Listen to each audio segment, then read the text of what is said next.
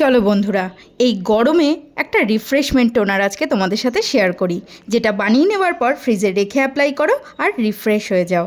একবার অ্যাপ্লাই করে নেওয়ার পর দেখবে তোমার স্কিনটা কতটা তরতাজা ফিল করছে। সামার ফ্রেন্ডলি এই টোনারটা বানানোর জন্য আমি আগে থেকেই 1 কাপ গ্রিন টি বানিয়ে সাইডে রেখে দিয়েছি ঠান্ডা হওয়ার জন্য। এখন আমি একটা মিডিয়াম সাইজের শসা নিয়েছি, যেটাকে খুব ভালো করে ধুয়ে নিয়ে খোসা সহ টুকরো টুকরো করে কেটে মিক্সিতে দিয়ে এর মধ্যে অ্যাড করে নিচ্ছি গ্রিন টিটা।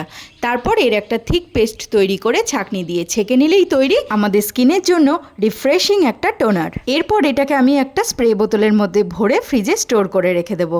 মোটামুটি 2 থেকে 3 দিন এটা আরামসে ব্যবহার করা যাবে, কোনো অসুবিধা নেই। যখনই একটু লো ফিল হবে তখনই এটাকে ফ্রিজ থেকে বার করো আর মুখে একবার স্প্রে করে নাও, দেখো কি এনার্জেটিক ফিল করবে। বাকি যে শশার কাতটা রয়ে গেল সেটাকেও ফেলে না দিয়ে তার মধ্যে জল মিশিয়ে নিয়ে আইস কিউব তৈরি করে নিয়েছি ফেস প্যাকের জন্য।